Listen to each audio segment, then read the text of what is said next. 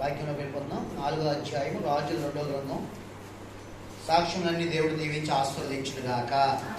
అడిగి ఊహించిన దానికంటే మన దేవుడు ఎవరండి? ఆశ్చర్యకార్యాలు జరిగించేవాడు. అందుకే ఆయన ఆశ్చర్యకరుడు, ఆశ్చర్యకరుడు. ఆయన చేసే కార్యాలు ఆశ్చర్యములే, ఆయన చేసే సహాయం ఆశ్చర్యకరమైన సహాయం. దేవుడికి మహిమ కలుగుగాక. మంచి విషయంలో రాజుల 2వ గ్రంథం 4వ అధ్యాయము 38 నుంచి కొన్ని వచ్చిన స్పష్టంగా ఎవరైనా దగ్గరగా చదవగలిగిన చదువుదాం. రాజుల 4:38 చదువుతున్నాం. పేజ్ నెంబర్ వచ్చేసి 310. తీయగలిగారండి? అందరికీ బైబిల్ ఉన్నాయా? బైబిల్ అందరికీ ఉన్నాయండి? చదువు రాకపోయినా బైబిల్ మన దగ్గర ఉండాలి. ఏమి సిగ్గుపడదు. దేవుడికి స్తోత్రం. మంచిది చదువమ్మా. ఎలీషా గిల్గాలుకు తిరిగి రాగా ఆ దేశమందు క్షామనగా కరువు కలిగి ఉండెను. ప్రవక్తల శిష్యులు అతని సమక్షమందు కూర్చుండి ఉండగా అతను తన పనివారిని పిలిచి పెద్ద కుండ పొయ్యి మీద పెట్టి ప్రవక్తల శిష్యులకు కూర వంటము సెలవిచ్చెను.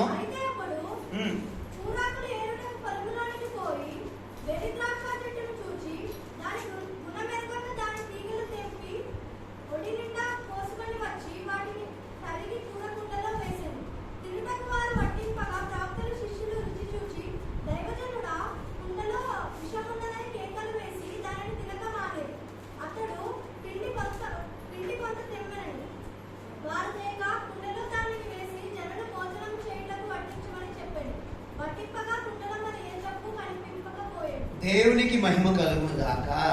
మీ తలలో పైకి చక్కగా వాక్యం అంటే దేవునికి మన స్తోత్రం. రాజుల 4వ అధ్యాయంలో 38వ వాక్యం, ఎలీషా గిల్గాలునకు తిరిగి రాగా. అంటే ఎలీషా ఎక్కడికి వెళ్ళారు? గిల్గాల్లో లేరు ఆయన. ఎలీషా పాస్టర్ గారు మరి ఎరుకోకు వెళ్ళి మళ్ళా గిల్గాలకు వచ్చే లోపుగా ఏం జరిగిపోయిందంటే ఇక్కడ ఆ దేశం ఏమొచ్చేసి ఉందంటండి? కరువు వచ్చేసింది. అంటే దైవజనుడు ఒక ప్రదేశాన్ని విడిచి కొన్ని రోజులు మరలా ఆ ప్రదేశం విడిచి మరలా ఆ ప్రదేశంలో వచ్చే లోపుగా దైవజనుడు లేని సమయంలో ఆ దేశంలో ఏమొచ్చి కూర్చుందంటండి ఇక్కడ? ఇదేంటండి? దైవజనుడు లేకపోతే కరువు వచ్చేస్తా? దైవజనుడు లేకపోతే శ్రమలు వచ్చేస్తాయా? దైవజనుడు లేకపోతే పరిస్థితులు మారిపోతాయా? దైవజనుడు లేకపోతే మరి చిన్నాభిన్నం అయిపోతాయా? అన్ని చోట్ల దైవజనుడు ఉంది కదా. ఏమండి, దైవజనుడు ఉంటుందేంటి? దేవుడు ఉండాలి కదా అన్నట్టుగా కొంతమంది ఆలోచన చేస్తూ ఉంటారు. హల్లెలూయా, దేవునికి స్తోత్రం. ఇక్కడ ఎలీషా చాలా అద్భుతమైన అండి. చూడండి, ఎలీషా గిల్గాలుకు తిరిగి వచ్చేసరికి ఆల్రెడీ కొన్ని రోజుల క్రితం ఎరుకోకు వెళ్ళాడు ఆయన. మరలా తిరిగి వచ్చేలోపుగా ఆ గిల్గాల్ అనే మాటకు అర్థం ఏంటో తెలుసా అండి? దొరలించబడుట. ఏంటండి? అంటే మనలో ఉన్న ప్రతి దేవుడు దొరలించేస్తాడు. శాపమే కానీ పాపమే కానీ నిజంగా దేవుడంటూ ఆయన మరి గిల్గాల్ అనుభవంలోనికి మనం రాలేకపోతే కనుక మనం ప్రభువులు అసలు ఉండలేమండి. అయితే ఇక్కడ ఒక విరుద్ధమైన విషయం ఏంటంటే దైవజనుడు తిరిగి వచ్చేసరికి ఆ గిల్గాల్లో కరువు తాండవించిందండి. ఎంతటి కరువు అంటే చాలా భయంకరమైన కరువు అండి. ఆ కరువులో చూడండి, ఇక్కడ దైవజనుడు రాగానే ప్రవక్తల శిష్యులందరూ ఆయన దగ్గరికి వచ్చేసి ఆయన సమక్షంగా ఏం చేశారంటండి? అమ్మా, ఒకళ్ళే చెప్పారు, మేము బైబిల్ చూడలేదు, మనసులో ఎక్కడికి నిలిపండి, ఇక్కడికి రండి. దేవుడికి స్తోత్రం. చాలా అజాగ్రత్త అలక్ష్యంగా వినకూడదు, శ్రద్ధగా వాక్యం వినాలి. దేవుడికి స్తోత్రం. అందుకే ప్రవక్తల శిష్యులు దైవజనుడు మళ్ళా తిరిగి వచ్చేసరికి ఆ శిష్యులందరూ ఎక్కడికి వచ్చేసారంటండి? హలో, ఉన్నారండి ఇక్కడ? ఏం ఒక చెప్పండి, తెలుగు చూడ కాదు మీరు అందరూనే చూడండి, వాక్యం చూడండి ఒకసారి. మనసు ఎక్కడ పెట్టుకుంటాను మీరు రండి. దేవుడికి స్తోత్రం. ప్రభు మీకు సంపూర్ణమైన హృదయం అనుగ్రహించిన గాక. ప్రవక్తలు అంటే దైవజనుడు రాగానే ప్రవక్తల శిష్యులు ఎక్కడికి వచ్చి కూర్చున్నారంటండి? దైవజనుడు సమక్షంలో వచ్చి కూర్చున్నారు. ఈ రోజున చూడండి, కరువు వచ్చినప్పుడు మన కరువును తీర్చగలగాలంటే ప్రభు వారి దగ్గరికి మనం వచ్చి ఆయన దగ్గర కూర్చోవాలి. దేవుడికి స్తోత్రం. నెంబర్ 2 వచ్చేసి చూడండి, వెంటనే కూర్చునగా దేవుడు ఎలీషా పాస్టర్ గారు తన పని వారిని పిలిచి పెద్ద కుండ పొయ్యి మీద పెట్టి, ఏమంటే శిష్యులు పంపలేదని పొలంలోనికి పని వారిని పంపి ఇదిగో మీరు కూరాకులు ఎరుగు పట్టండి అని ఒక పెద్ద కూర పొట్టు పొయ్యి పెట్టినప్పుడు చూడండి, ఒకడు కూరాకులు ఎరుగు వెళ్ళిపోయాడంటండి, పొలంలోకి వెళ్ళిపోయాడు. నెంబర్ 1. రెండవది, పొలంలోకి వెళ్ళి ఏం చూసాడంటే ఆ వ్యక్తి వెర్రి ద్రాక్ష చెట్టుని చూచాడు. Number 1 mistake. ఒకటి పొలంలోకి వెళ్ళాడు, వెళ్ళిన తర్వాత తన చూపులో తేడా ఏంటది? మంచిదాన్ని చూడలేదని వెర్రిదాన్ని చూశాడు. ఏమండి, నెంబర్ 1. రెండోది ఏంటంటే కొన్ని వెర్రిదాన్ని చూసినా ఏమండి ఇది వెర్రిదని తన గుణాన్ని ఎరిగాడని అక్కడ దాని గుణం ఎరగలేదు. రెండోది. మూడోది ఏంటంటే ఇక్కడ చూడండి, మూడోది ఏంటంటే దాన్ని తీగిలి ఇచ్చాడంటండి, తెంపేశాడు. పోనీ తెంపితే తెంపాడు, ఒంటినిండా రాసుకోమని ఎవరు చెప్పారు? అవన్నీ ఒంటినిండా ఏం చేశాడండి అక్కడ చూడండి. నాలుగోదిగా ఒంటి నిండా ఏంటండి, ఒంటి నిండా కోసుకుని వచ్చాడట. అంటే తన మోయగలన్నీ కోసుకొచ్చేసాడండి. కోసుకొచ్చి ఒంటి కూడా రాసుకున్నట్టు ఉన్నాడు అక్కడ. అంతేకాదు వాటిని తెచ్చి చేశాడంటే ఇంకా పర్ర కత్తిపెట్టి మీద తిరిగేశాడు. తరగటమే కాదు, కోరకుండలో ఏదో చేసాం కదా చేసాం, వెళ్ళాం కదా వెళ్ళాం, ప్రభు నమ్ముకున్నాం కదా నమ్ముకున్నాం, ఆయన చెప్పాడు నేను చేయాలని ఒక ఫార్మాలిటీ విధానమే కనపడుతుంది కానీ ఒక పరిభాగం కనపడట్లేదు ఈ పనివారిలో. నేటి క్రైస్తవ దినాల్లో క్రైస్తవులైన మన జీవితాలలో ఏమండి పరిస్థితులు ఏవైనా సరే మనకి వివేచన అవసరమా కాదండి? వివేచన అవసరమా కాదా?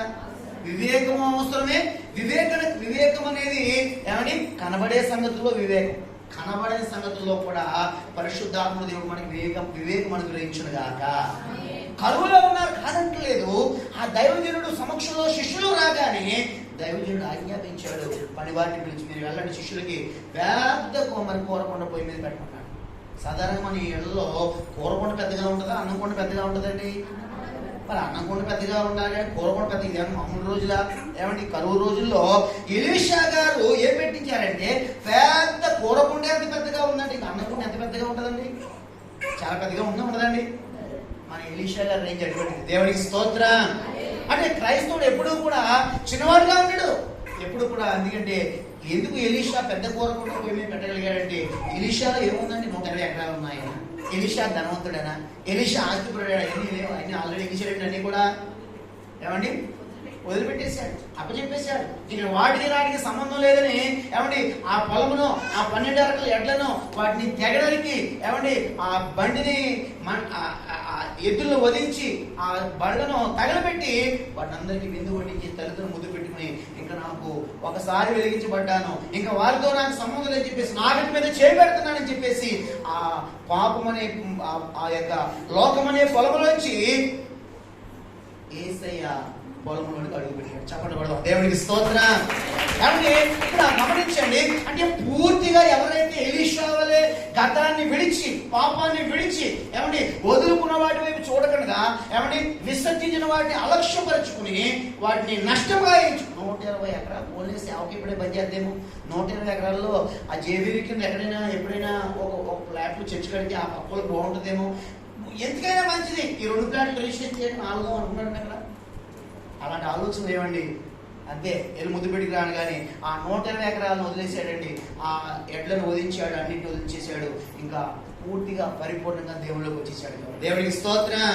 అంటే ఏం ఒక ఎకరం కూడా లేదు, ఎకరం లేదు నెకరం లేదు, వీడికి ఏముందండి, ఎకరం లేదు నెకరం లేదు, పిల్లలు ఎలా ఉంటారు ఈ రోజు దేవుళ్ళారా. అంటే ఇప్పుడు ఏమీ భూ సంబంధంగా ఏమీ లేకపోయినా ఆ కరువు కాలంలో ఎలీషా చూడండి ఇక్కడ పెద్ద కూరకొండ పొయ్యి మీద పెట్టాడు. దేవుడికి స్తోత్రం. అన్ని ఉన్నప్పుడు మనం ఉన్నవారిగా ఉంటుంది కాదండి, ఏమండి ఏమీ లేనప్పుడు కూడా గొప్ప మనసు మనం కలుగుతుంది కాక. దేవుని కోసము, దేవుని కార్యాల కోసము, దేవుని బిడ్డల కోసము, దైవ సంబంధమైన కార్యాల కోసము ఈ ఎలీషా వలె ఒక పెద్ద మనసు కలిగి ఉన్నాడు. కాబట్టి శిష్యులకి ఏదో వండేద్దాం కూర సరిపోదు అనుకోలేదు, పెద్ద కూరకొండ పొయ్యి మీద పెట్టాడు. దేవుడు సిగ్గుపరిచాడండి అక్కడ, సిగ్గుపరచలేడు. ఈరోజు దేవుడి కోసం మనం ఏ ఆలోచన కలిగి ఉన్నాం? చిన్న చిన్న ఆలోచనలా, బుల్బుల ఆలోచనలా, ఏదో రకంగా బ్రతికేద్దాం, ఏదో రకంగా జీవించేద్దాం, దేవుడికే కదా, ఎలా బ్రతికినా పర్లేదు, ఎలా అయినా అడ్జస్ట్ అవుతాడని ఈ పిచ్చి పిచ్చి ఆలోచన ఉన్నంతకాలం మనం ప్రభులో ఆత్మీయంగా ఎదగలేమండి. ఇతరులకి దేవుడి కనుక మారలేము మనం. నా మాట అర్థం చేసుకోండి. ఇక్కడ పెద్ద కోరకొండ పొయ్యి మీద పెట్టాడు, పనివారిని పిలిచి వెళ్ళమన్నప్పుడు నిజంగా కరువులో తన శిష్యులకు ఆహారము మరి గురించి ఆలోచించడానికి ఎలీషాకు మనసు వచ్చిందంటే ఎలీషా రాగానే ఆ శిష్యులందరూ ఎవరి దగ్గరికి వచ్చారంటండి? చెప్పాలి. మీరు అందరూ మాట్లాడలేదు, మీకు నచ్చలేదా మాటలు, దేవుడి మీద మాట్లాడే మాటలు. దేవుడికి స్తోత్రం. అంటే మీరు కరెక్ట్గా దేవుడి ముందు రావట్లేదు, మీకు ఇబ్బంది అనిపిస్తున్న మాటలు ఏమో నాకు అర్థం అవట్లేదు. కరువులో దైవజనుడు రాగానే ఏమండి వారి సమస్యలను బట్టి, వారి కరువును బట్టి, వారి ఆకలిని బట్టి దైవజనుడు రాగానే ఎంత బాగా రాయబెడుతున్నక్కడ ప్రవక్తల శిష్యులు అతని సమక్షమునందు కూర్చుండి ఉన్నారు. అక్కడ ఈ రోజున దేవుడు నీ గురించి ఏదైనా ఒక కార్యం జరిగించాలన్నా, తన శిష్యులకి, తన సేవకులకి, తన దూతలకి ఆజ్ఞాపించాలంటే ఆయన సమక్షంలో మనం ఉండాలి కదా, ఆయన సన్నిధిలో మనం ఉండాలి కదా, ఆయన ఎదుటి మనం సాగిలు పడాలి కదా, ఆయన ఎదుటి మన సమయాన్ని గడపాలి కదా, ఆయనకి హృదయం మనకు చోటు ఇవ్వాలి కదా. ఏమండి, ఆయన ఏదైనా ఒక అద్భుత కార్యం నీ పట్ల జరిగించాలంటే రాత్రంతా ప్రయాసపడినా, చిన్నప్పటి నుంచి ప్రయాసపడినా, ఏలినవాడా అని నీ పెత్తనం పూర్తిగా అప్పగించుకోవాలి కదా. దేవునికి స్తోత్రం కలుగును గాక. చాలా విషయాలైనా నా కాన్సెప్ట్ అది కాదు. ఇక్కడ దేవుని సమక్షంలో ఎవరైతే ఉంటారో, చుట్టూ పరిస్థితులు ఎన్నున్నా, సమస్యలు ఎన్నున్నా, నీకు నీ ఇంటివారు, నీ తోటివారు, నీ బంధువులు నీకు వెన్నుపోటు పరిచినా కానీ, ప్రతికూలకర పరిస్థితిలో ఉన్నా కానీ, దేవుడు ఒక పెద్ద ప్రణాళిక నీ పట్ల కలిగి ఉండును కాక. చెప్పడం దేవునికి స్తోత్రం, దేవునికి మహిమ కలుగును గాక. ఈ ఉదయకాల సమయంలో చూడండి, ఇక్కడ ఈ దైవజనుడు తన బిడ్డల పట్ల కలిగిన ఉద్దేశము, అది దేవుని ఆలోచన తెలుసుకున్నాం. దేవుని సమక్షంలో మనం ఉండటం ద్వారా ఒకటి, దేవుడు మన గురించి ఆలోచించును గాక. రెండోది, ఇక్కడ ఇంకొక మాట అండి, అది ఇప్పుడు పనివాడిని పిలిచినప్పుడు ఈ పనివాడు ఒక మిస్టేక్ ఏంటి మనకు అవసరం. చూడండి, పొలంలోకి వెళ్ళాడంట, వెర్రి ద్రాక్ష చెట్టుని చూశాడు. మన చూపుని జాగ్రత్తగా కాపాడుకోవాలి. రెండోది, దాని గుణమని ఎరగాలంటే వివేచనలే. అందుకే మీరు పావు వలే వివేకమును, పౌరు వలే నిష్కపటముగా వివేకం కలిగి వారు ఉన్నాడు. మూడోది, గుణం ఎరగడమే కాదండి, దాన్ని ఏం చేశాడంటే అక్కడ దాని తీగల్ని తెప్పేశాడంట. తీగలు తెప్పేశాడు. ద్రాక్ష ఆకులు కోసుకోవాలి కానీ ఆయన తీగలు బాగా కోసుకొచ్చేసాడంట అయ్యగారిని మెప్పించడం కోసం. కొంతమంది అంతే, చూసారా అంటే కాల్ చేసి అంటే చేసి గుడి తట్టుకొస్తున్నాడు. దేవునికి స్తోత్రం. ఏమంటే చూడండి, పుల్లయాలన్నట్టుగా మనం చేయకూడదు. స్పష్టంగా ప్రభు దగ్గర ఏదైతే మనం పొందుకున్నామో దాన్నే మనం భక్తిని సాధన చేసుకోవాలి. అప్పుడే ప్రభు మన ఎంత మహిమ పొందును గాక. మూడో మిస్టేక్ ఏంటంటే, కోసేసాడు తీగలు. కోసినోడు పోనీ జాగ్రత్త పట్టరావచ్చు కదా, ఒంటి నిండా మోసుకొచ్చాడు. అది ఒక ఏదైనా దురదం, పిచ్చిది కదండి అది. దాన్ని పిచ్చి లేచి ఏ పిచ్చి లేపుద్దో మనకు తెలియదు. మొత్తం మీద ఒడి నిండా పడితే అదేంటండి, ఒంటి మీద కట్టించుకున్నాడు. బాబా, అది ఏదో నువ్వు తప్పు చేశాను కానీ అది నువ్వే సరి చేసుకో. మన నీ కుటుంబానికి అంటిందామేంటి కదా తప్పుని, నువ్వు చేసిన తప్పుని మీ కుటుంబం చేసేందామేంటి, నువ్వు చేసిన పాపము మీ పిల్లలకు నేర్పిస్తున్నావేంటి, నువ్వు చేసిన పాపం నీ భార్యని చేయమని ప్రేరేపిస్తున్నావు. ఇంకా అక్కడికో కట్ చేయాలి అంతే. ఆ దిగిన అక్కడికో తెప్పి పడేయాలి. దేవుడికి స్తోత్రం. కొంతమంది వారు చేస్తారండి, వారి ఇంటి వారు కూడా అలవాటు చేస్తారు. వారు చేయటమే కాదు, ఇంటి వారు చేస్తామని హెచ్చరించారు కొంతమంది. అది ఒడి నిండా రాసుకోవడం అండి. అంటే సరే, రోడ్డు నిండా పోయింది ఎంత రాసుకున్నట్టుగా ఉంది పరిస్థితి. దేవుడికి స్తోత్రం. మన పరిశుద్ధత, మన ప్రత్యేకతను జాగ్రత్తగా కాపాడుకుందాము గాక. ఉదయకాలం ప్రభువుతో మాట్లాడి మనం గ్రహించదుము గాక. అంతేకాదండి, వాటిని ఒడి నిండా కోసుకొచ్చేసేటమే కాదు, వాటిని కసకస ఏం చేశాడంటండి, తరిగేశాడు. ఎందుకంటే ఆకలి ద్వారా కొన్నిసార్లు ఏశావు ఆకలిని బట్టి ఎలాగైతే తన జ్యేష్ఠత్వాన్ని అమ్మేశాడో, ఈ రోజున ఆకలి ద్వారా ఈ రోజున ఒకసారి శరీర సంబంధమైనటువంటి కార్యాలు ఒకసారి మనలో ఏంటి మిస్టేక్ అయిపోతూ ఉంటాయి. దేవుడికి స్తోత్రం. అంత మాత్రం ఇక్కడ ఆకలిని బట్టి ఇక్కడ ఏమైపోయాడంటే చూడబట్టి తరిగేశాడంట, కోరకుండలో వేసేసాడంట. ఇంకా అయిపోయింది, ఇంకా నాకు మంచి పేరు వచ్చేది అనుకున్నాడండి. ఈరోజు మన దైనందిన జీవితంలో ఒకవేళ ప్రభులోనే ఉంటున్నాం, లోకంలోనే ఉంటున్నాం కానీ ఏమండి, అది వెర్రిదా మంచిదా, నీచమైనదా ఘనమైనదా, యోగ్యమైనదా అయోగ్యమైనదా అని ఎప్పటికప్పుడు మనం ప్రతి స్టెప్లో అపవాది, భక్తుడు అన్నాడు, ప్రతి స్టెప్లో మనం పడగొట్టాలనుకుంటున్నాడు అపవాది గారు. హల్లెలూయా.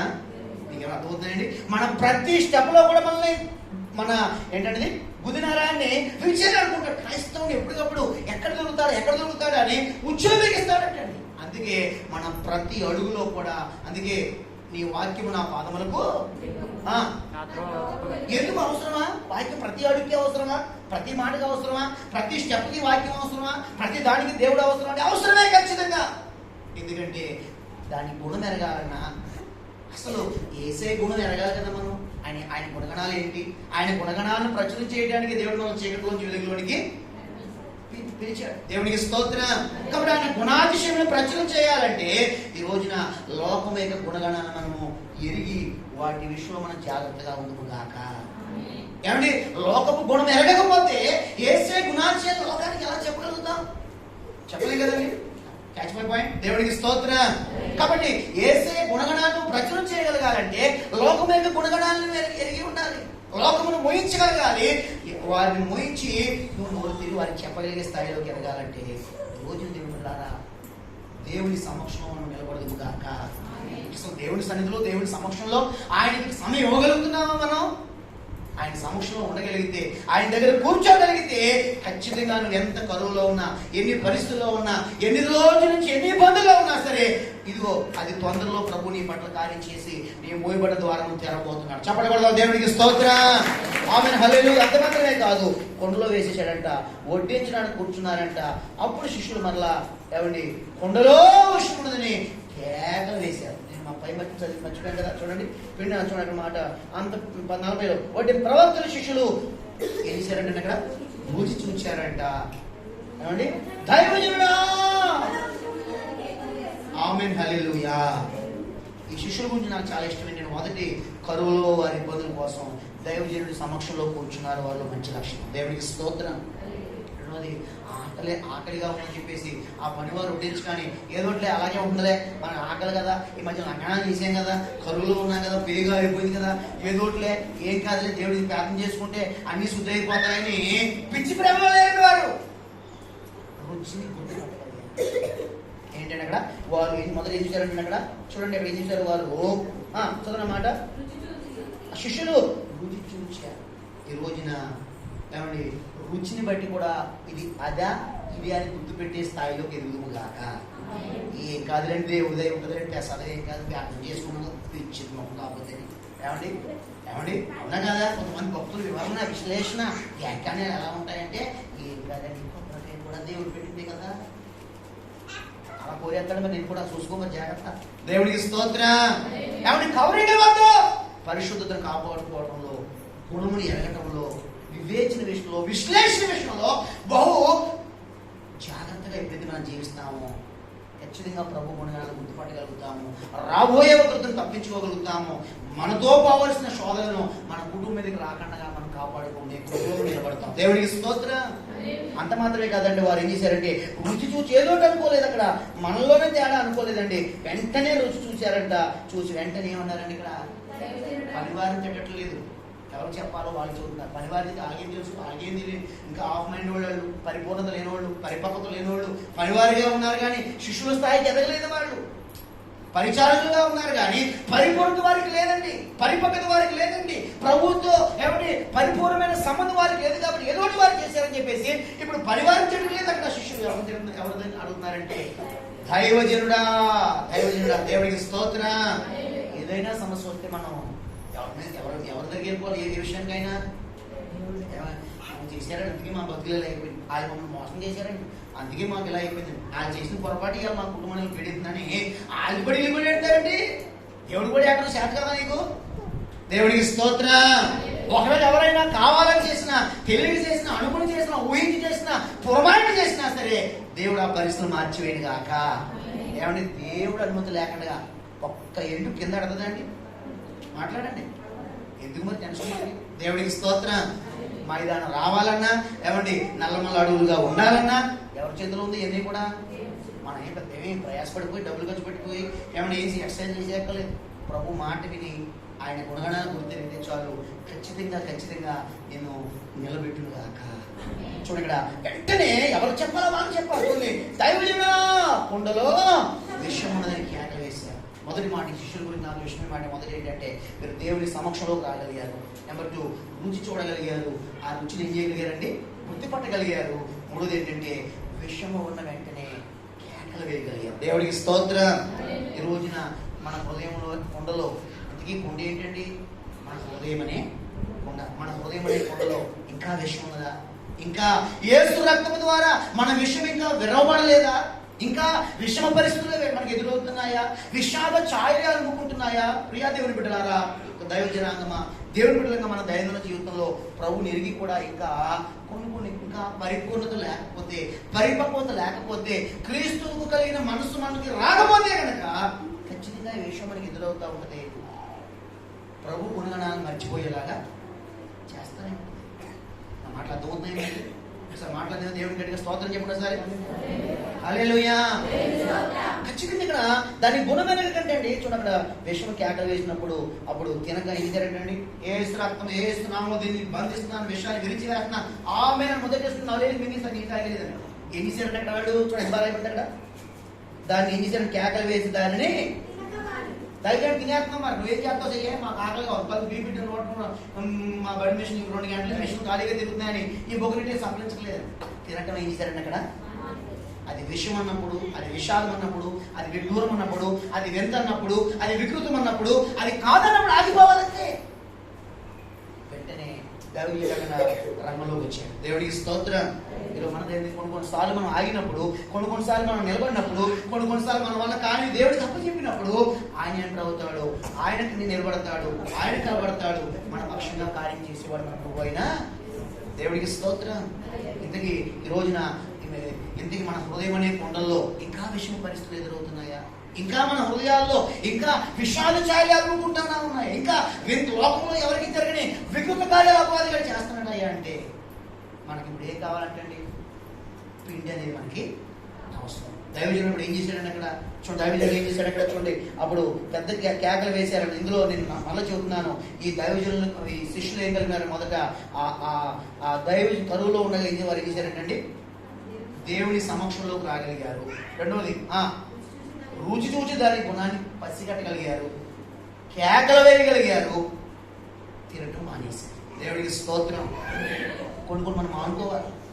ఇది కాదు కదా, ఇది దేవుని కాదు కదా అని నువ్వు మానుకోవాలి. మితముగా కంట్రోల్ చేయగలిగినప్పుడే ఖచ్చితంగా దేవుడు వెంట అవుతాడు. దేవుడికి స్తోత్రం. ఈ రోజున ప్రార్థనా కేకలు వేయగలగాలి. మనం ప్రార్థనలో మనం కేకలు వేస్తున్నామా? ఆయన ఆరాధన గట్టిగా చేయండి అంటే స్వరలే రావట్లేదు. మీ అందరికీ మీకోసం కూడా ఉపాసం ఉండాలనుకుంటున్నాను. ఆరాధనలో గొప్ప ఉద్యమం మనలో రావాలి. దేవుడికి స్తోత్రం. సొంత స్థలం మరి మీ ఇంటికాడ ఎలా జరుగుతారో మీ అమ్మల మీద మీ నాన్న మీద నాకు తెలియదు, కానీ ఏమండి అసలు ఒక్కొక్క గంట ఎక్కడికో సాధారణంగా నొక్కేస్తే నాకు అర్థం అవ్వట్లేదు. ఉపవాసం ఉందాం అనుకున్నాను 3 రోజుల తర్వాత. దేవుడికి స్తోత్రం. పరిస్థితులు మార్చబడాలి, ప్రభావాలు పోవాలి, ఏమండి విడుదల అవ్వాలి. ఆరాధన చేస్తున్నామంటే పక్కవాడు ఏమైపోవాలంటే ఏదో మంట కేకలు వేయాలి. ఆమేన్, హల్లెలూయా. మనమే కళ్ళు తెలిసి మనమే దిక్కులు చూసి బూచిలాగా మంచిగా పొరిందేయాలండి. ఇప్పుడు ఉన్నాయి ఆడుకుంటాం, చెట్లు ఆడుకుంటాం, పెంకు నుంచి కొట్టియండి. దేవుడికి స్తోత్రం. కళ్ళు తెరవటాలు పిచ్చి మొహ సైతాన్ని పెట్టను. దేవుడికి స్తోత్రం. అవన్నీ నశించిన గాక. దేవుడి సన్నిధిలో మన జీవితాలలో వినూత్న కార్యాలు ప్రభు జరిగించాలంటే ఈ పిండి మనం తెచ్చుకుందుము గాక. ఆమేన్, హల్లెలూయా. ప్రభు అంటున్నాడు ఇక్కడ చూడండి, ఆ దైవజనుడి ద్వారా అంటున్నాడు ఇక్కడ ఏమన్నాడంటే చూడండి, అయ్యా తిరిగి మారినప్పుడు కేకలు వేస్తున్నప్పుడు అతడు 41లో పిండి కొంత, ఏం పిండి? గోధుమ పిండా, చక్కెర గోల్డా, లేదంటే ఆ గోల్డ్ ఈ గోల్డా? ఈ పిండి నా పిండి ఆయన సూట్ అవ్వదు, ఆయన పిండి సూట్ అవ్వదు. ఈ పిండి ఎవరికాలే తయారు చేసుకోవాలి. దేవుడికి స్తోత్రం. ఈ రోజున విషయము విరవబడాలంటే, పరిస్థితులు మార్చబడాలంటే, ఏమండి ప్రతికూలతలు పోవాలంటే ఖచ్చితంగా ఈ పిండి మన ఇంట్లోనే మనకు మనమే ఎవరికి వారి వ్యక్తిగతంగా తయారు చేసిన పిండిగా ఇది ఉంటుంది గాక. ఏంటనుకున్నాను? పిండి నా పిండి ఈయనకి పని చేయి, ఈయన పిండి ఎవరికి పని చేయి. పిండి చెప్పమంటారా? ఈ పిండి ఎవరో కాదు, మన ప్రభు అయినా. ఏముందండి? Jesus is hero, Jesus is my lord. అలాగా నీ దేవుడే మరి, ఏమండి? కానీ పెద్ద నువ్వు ఆయనకి ఇవ్వట్లేదు కదా, అందుకే నేను ఇంట్లో విషమ పరిస్థితులు. పూర్తి అధికారం స్టీరింగ్ ఇవ్వట్లేదు కదా, తాళవానికి ఇవ్వట్లేదు కదా. ఏమండి ద లార్డ్ ఈజ్ మై అంటారు, the lord is my chef. పెద్ద పైన కోర్టు ఉంటుంది అక్కడ ఇంటి దగ్గర, ఈ గృహాధిపతి క్రీస్తేనండి అని. ఇదే అంతా ఇష్టమే, ఏమండి? అలా కాదు దేవుడారా. చూడండి, పిండి ఈ పిండి ఎవరండి? మన ప్రభు అయినా యేసుక్రీస్తు వారే. కానీ యేసుక్రీస్తు వారే ఆ పిండి కాదంటలేదు. కానీ ఆ పిండి ఇంకోటి ఏంటయ్యా అంటే ఆ యేసే కలిగిన మనస్సు మనం కలిగి ఉన్నాం. దేవుడికి స్తోత్రం. ఆ పిండి ఏదంటే యేసు ప్రభు వారే. ఆ పిండి క్రీస్తు యేసు కలిగిన మనసే. ఆ క్రీస్తు యేసు మనసు అంటే ఏంటండి?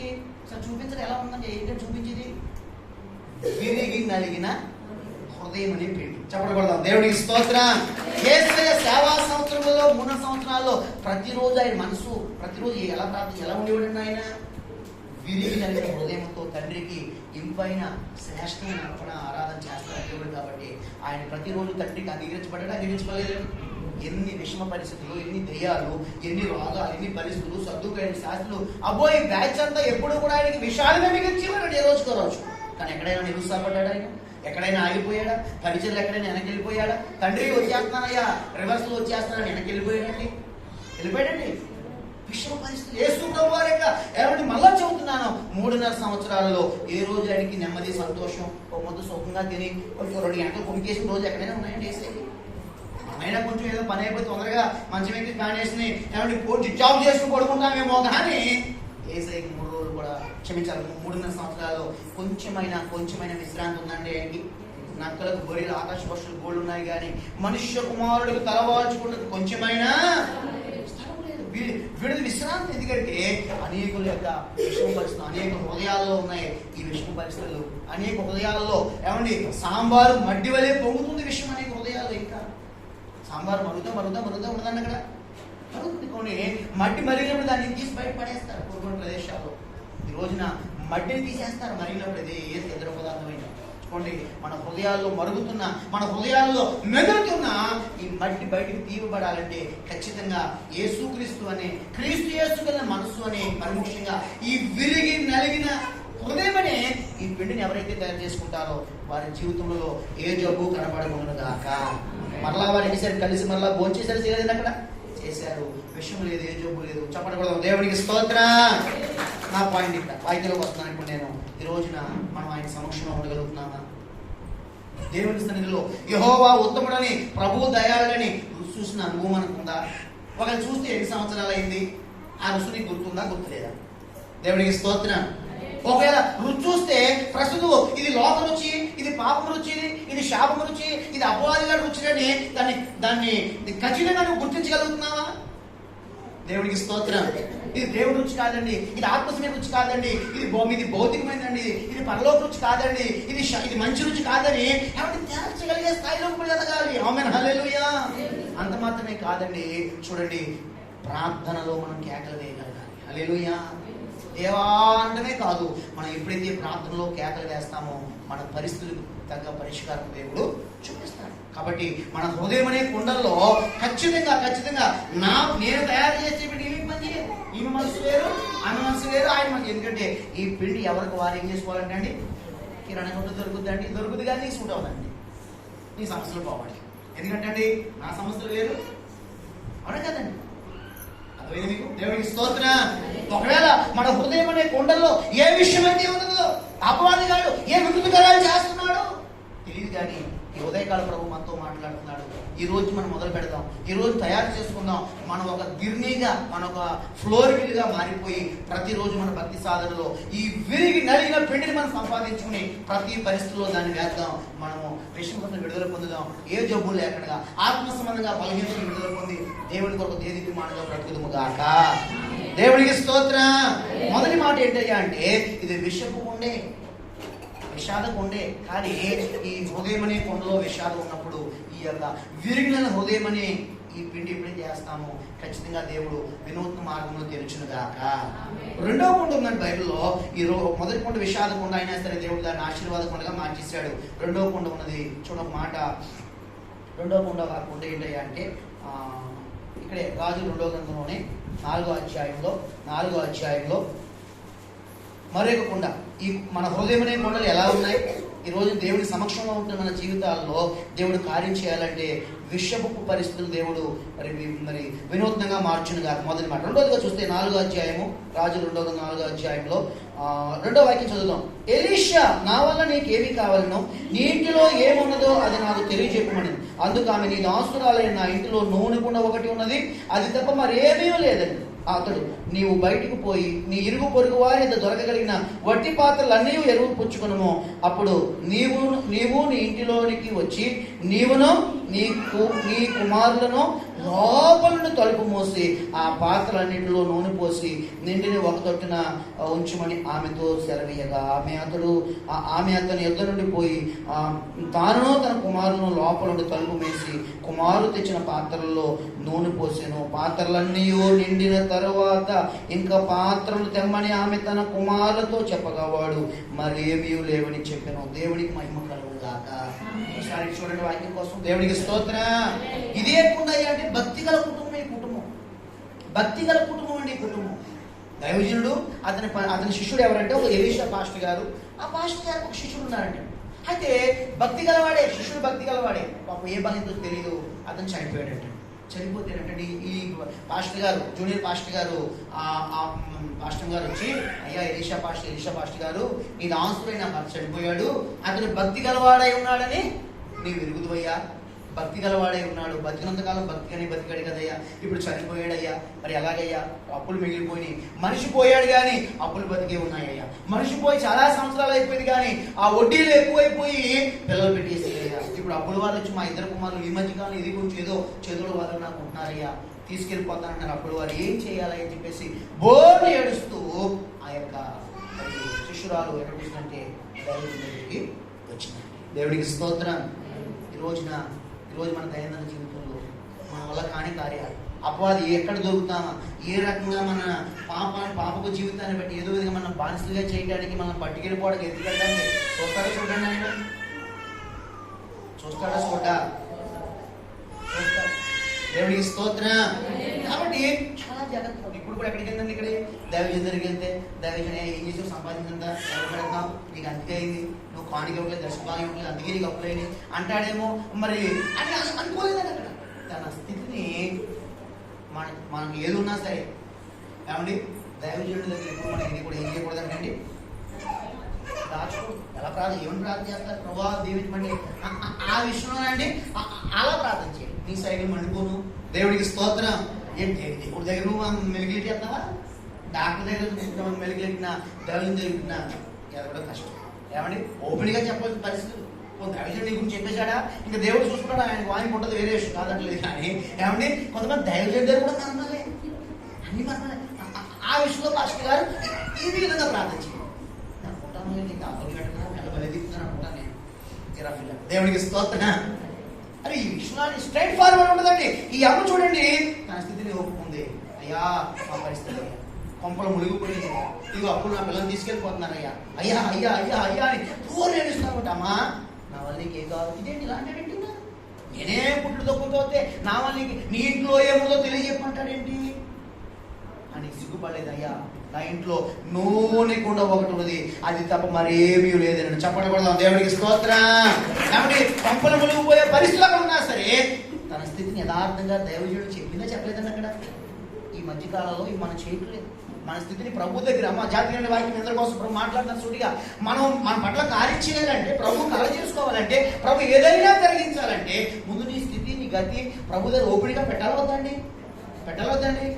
అందరికీ కరోనా, నాకు కరోనా ఉందండి, ఏ సైడ్ మందండి ఎత్తడండి అయినా ఏమండి అందరికీ కరోనాలాగా అంటుందండి. ఈ మధ్యనేటో అలాగే ఏదో కొంచెం ఉందండి. కరోనా మెడిసిన్ ఇచ్చేయండి, ఇస్తాడు, అక్కడ ఇస్తారండి, నన్ను చేయలేస్తారమ్మా కొత్త తెలుపుకోమండి. దేవుడికి స్తోత్రం. కాబట్టి ఇక్కడ దైవజనుడి దగ్గరికి వెళ్ళండి. చూడండి నూనె కుండ మాత్రం ఉన్నది తప్ప ఏది లేదా అమ్మా, అది చాలు. అయితే ఒకటి నీకు కొద్దుగా ఏమండి విశ్వాసం అనే నూనె, ఆ పరిశుద్ధాత్మ అనే నూనె ఉండగాని మొదటి ఇరుగు ఇద్దరికి కొడుకున్నారు కదా, ఒట్టి పాత్ర తెచ్చి ఆ ఒట్టి పాత్రలు అన్ని కూడా పట్టుకెళ్ళి ఈ నూనె పట్టుకెళ్ళి లోపలికి వెళ్ళండి, తలుపు వేసుకోండి. లోపల ఈ కొంచెం నూనె ఒక్కో దాంట్లో పోయండి.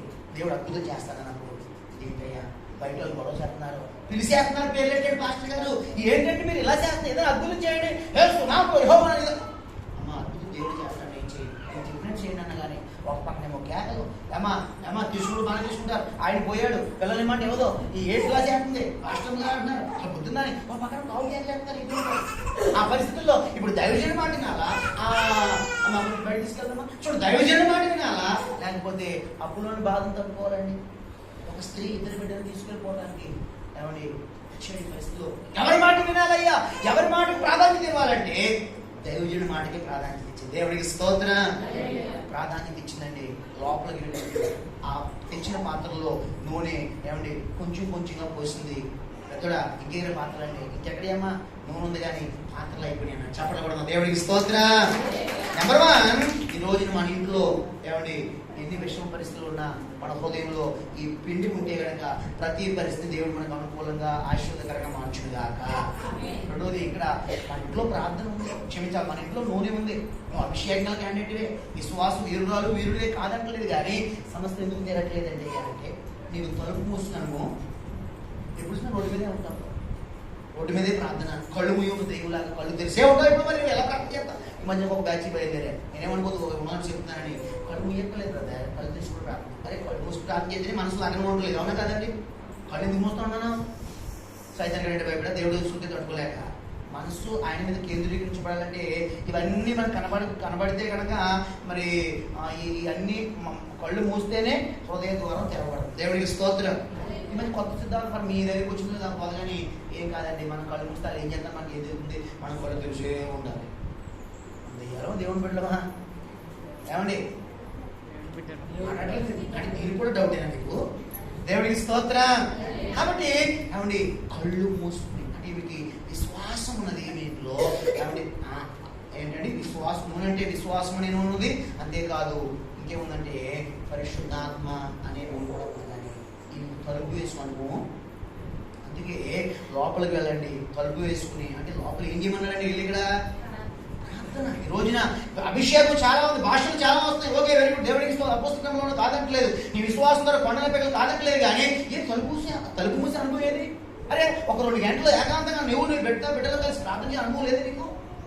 ఈ రోజున కుటుంబాలు విచ్ఛిన్నం అయిపోవడానికి, ఏమంటే అపవాది గారు రోడ్డు మీద నీ సాక్ష్యాన్ని బజార్కి ఇచ్చడానికి, అపవాది నీ పేరు పెట్టి నేను బదలా చేయడానికి కారణం ఏంటంటే అంటే బయట ఉన్న సమస్యను ఎదిరించాలంటే ముందు లోపల మనం ఏం వేయాలంటే ఇక్కడ తలుపు వేసి అనుభవం ప్రార్థన కలిగి ఉండాలి. దేవుడికి స్తోత్రం. మొత్తం 6 అనుకుంటా, రహస్యమందు చూసిన తండ్రి నీకు ప్రతిఫలించినట్లుగా నీవు నీ గదిలోనికి వెళ్ళి రహస్యమందు చూసిన తండ్రి తలుపు వేసుకుని ఏం తలుపు అంటండి? హృదయం అనేది తలుపు వేయాలి. తలుపు ఎలాంటి బయట ఏం చెప్తున్నాయండి? బయట సామాన్లు ఉన్నాయి, బయట గ్యాస్ బండి ఉంది, ఇప్పుడు కూడా నీకు. దేవుడికి స్తోత్రం. అవి ఉంటాయి పోతే కొనుక్కోవచ్చు కాదంటలేదు. ముందు ప్రభుత్వం మన కనెక్షన్ కలవాలి కదా. పరిస్థితుల ముందు ఏమంటే అప్పులు కానీ ఆ అపవాది కానీ ఆ బానిసత్వంలోనికి విడిచికెళ్ళడానికి మరలా వచ్చి ఎన్ని సంవత్సరాలు అయిపోయిందని చనిపోయి అయినా సరే వాడు సిగ్గులేనాడు, వస్తానే ఉంటాడు నీ గుమ్మం దగ్గరికి, నేను అవమానపరుస్తూనే ఉంటాడు, నీ సాక్ష్యాన్ని బిడ్డల సాక్ష్యాన్ని వీధిని విడిచడానికి ప్రయత్నాలు చేస్తాడు వాడు. అలాంటప్పుడు మనం చేయాల్సిన పని ఒకటేనండి, పరిశుద్ధాత్మ పొందునే విశ్వాసం చాలా ఉన్నది. ఎంతవరకు రక్షణ పొందిన రోజు నుంచి ఎన్నెన్ని కార్యాలు నేర్చుకుంటా ప్రభులో ఎంతవరకు బ్రతికేమో, ఓహో మంచిదే కాదు, గొప్ప విశ్వాసమే, మన విశ్వాసం చందన మాట్లాడేదే కాదంటలేదు, ప్రభు ఎవరు తప్పు పడట్లేదండి. తలుపు మూసుకునే అనుభవం కలిగి అవటానికి మనం ఎరువు పాత్రలే కావచ్చు, సొంతదేమీ లేకపోవచ్చు, కానీ ఎరువు పాత్రలో కూడా కార్యం చేయాలంటే తలుపు మూసే అనుభవం కలిగి ఆత్మతో నింపబడిన ప్రార్థన ఎప్పుడైతే చేయగలుగుతామో బయట ఉన్న సమస్యల నుంచి దేవుడు తొలగించినగాక. అంతేకాదండి, ఆ నిండిపోయిన పాత్ర మళ్ళీ దగ్గర పట్టుకెళ్ళి దైవజనుడు పట్టుకెళ్ళి దైవజనుడు అడుగుతాడేమో 10 పాత్రలు, ఓ పాత్ర నాగా దశభాగం ఉండడానికి గొడవ ఎందుకని చెప్పేసి సైడ్గా కాంటినెంట్ పట్టుకెళ్ళిపోలేదండి. అయ్యా ఇంకేంటి నా దగ్గర ఎందుకమ్మా, మరి అమ్మేసి నువ్వు తెచ్చుకున్నాడు ఇంకా మిగిలినంటే మిగిలిన వాడితో నీవును నీ ఇంటి వారును చెప్పడకూడదు. దేవుడికి స్తోత్రం. దేవుడు ఎక్కువ అందుకే బ్రతకూరు వాడు ఎవడైనా ఉన్నాడా? మేలు నుంచి అనేక దినములు.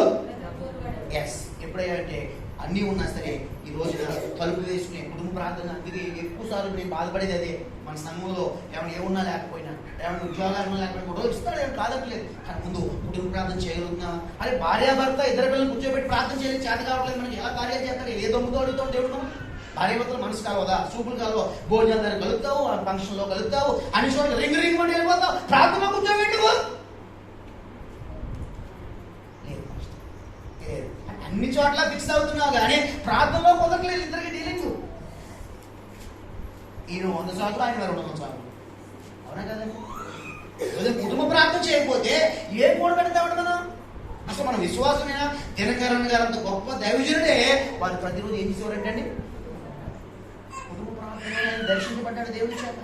దేవుడికి ఇలా చెప్పాలి, కుక్కలు దెబ్బలుగా సాక్షాలుగా సమయం కాదు తిరుగుతారా? ఈ రోజున కుటుంబ ప్రార్థన లేని కుటుంబం ఎలా ఉంటుందంటే ఇలాగే ఉంటుంది. మరి బయట గొడవలు జరుగుతూనే ఉంటాయి. మన కుటుంబం సేవా కుటుంబం అయినా, అభిషేకల కుటుంబం అయినా, ఆరాధించే కుటుంబం అయినా, ఎన్ని గొప్ప కార్యాలు ఎన్నో ప్రభు జరిగించినా ఇదిలో భజన అపవాది గారు చేస్తాను ఆవిడ నోరు పోయించి వాడిని అక్కడికి ఎలా పట్టాలంటే ముందు తలుపు మూసి కుటుంబ ప్రార్థన ఈ బిడ్డలతో ప్రార్థన చేయగలగాలి. దేవుడికి స్తోత్రం.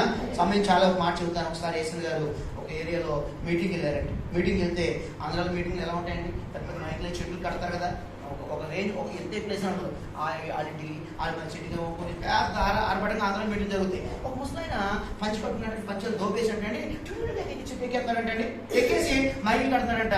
రే ఆ మైక్ పడరా, ఈ ఆన్ పడరా, ఇది పట్టని చెప్పేసి మళ్ళీ ఆ చెట్టుకి వెళ్ళిపోతాడంట. ఇవన్నీ చేస్తుంది కుర్రోళ్ళు ఎక్కాలి కానీ ముసలాన్ని ఎక్కాడండి. మ్యాక్సిమం 45, 50, 60 ఉంటాయి. పంచి ఊడిపోతుంది. ఇంత స్పీడ్ కట్టని చెప్పేసిన తర్వాత ఆ పెద్ద ఆయన పిల్లమంటే పెద్ద ఆయన పిలుస్తారు. ఏ పెద్ద అయినా ఏ ఊరి మీది అంటే అడిగాక పలానా అన్నాడు. యేసు ప్రభువుని ఎలా తెలుసుకున్నావు? మనసు పొందేవా, రక్షణ పొందేవా? అసలు నీకు మీ ఊరు వచ్చి ఎవరు వాక్యం చెప్పారు? సువార్త ఎవరు మీకు అందించారంటే సువార్త మేము వినలేదండి, సువార్త మేము చూసామన్నాడు. దేవుడికి స్తోత్రం. యేసు గారు మరి ప్రాంతీయులే ఇంతవరకు విడుదల ద్వారా విశ్వాసం అని చెప్పారు, కానీ చూసిన దాన్ని ఎప్పుడూ నేను నమ్మలేదే. ప్రభువు కూడా చూసిన దానికంటే చూడంగా మీ వారే. నువ్వు చూశానని అన్నావేంటి? ఏ చూసావో అక్కడ నీ సాక్ష్యం చెప్పమంటే ఏం లేదండి, ప్రభువు ఇప్పుడు నేను ఒక రిక్షా ఉండండి, మాకు ఒక చిన్న 2 గదులు ఇల్లు ఉంది, ఈ రిక్షా ఒక ఇల్లుని ఒక అద్దెకిచ్చాము.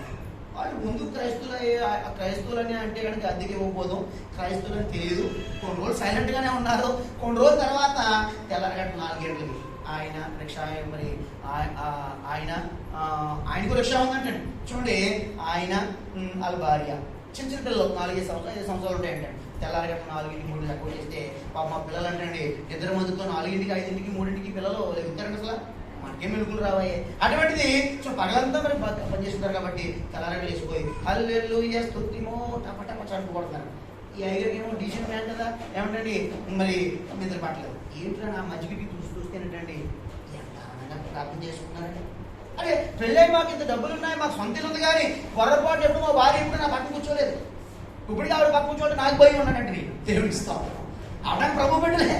ఒకరొకరు ఎదురుపోయి కూర్చొని అంత అవకాశం ఉండదు, నాకు తీరిక ఉండదు అంటే ఏమి గొప్ప పనులు మా ప్రార్థన కూడా మాకు తెలియదు. కానీ అయ్యా ఆ కుటుంబాన్ని చూసానండి, ప్రతిరోజు తెల్లారగలు వేసిపోతారు, 2 పాటలు పాడుకుంటారు, ఆరాధన చేసుకుంటారు, ఇలా షేక్ ఇచ్చుకుంటారు, ఒకరు ముద్దు పెట్టుకుంటారు. అబ్బో ఎంత ప్రేమగా ఉంటారండి.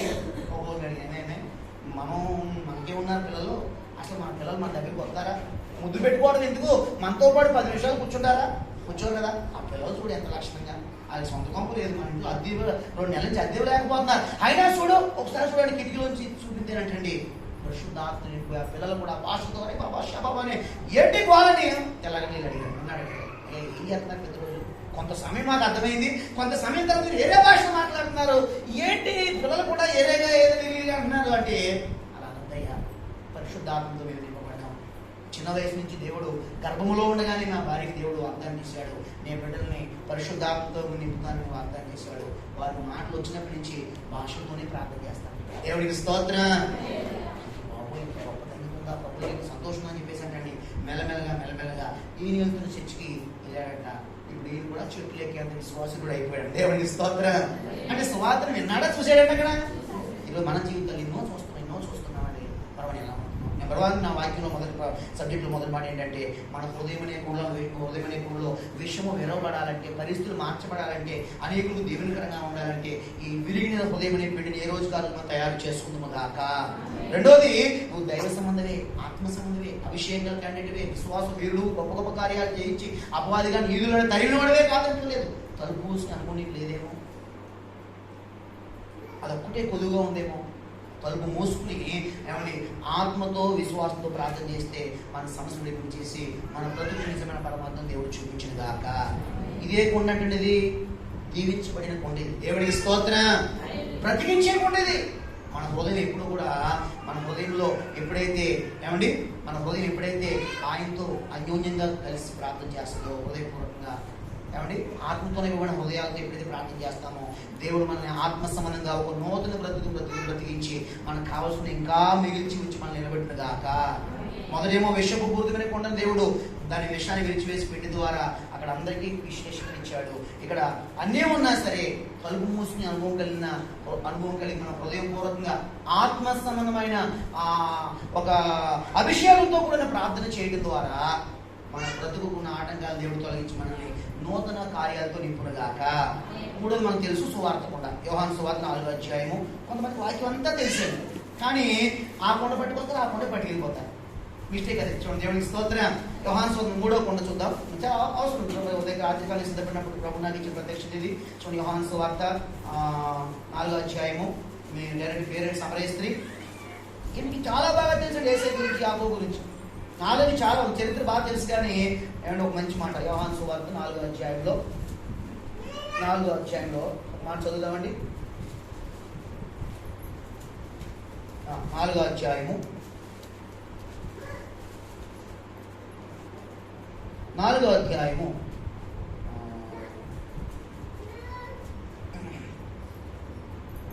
9వ వాక్యం చదువుదాం.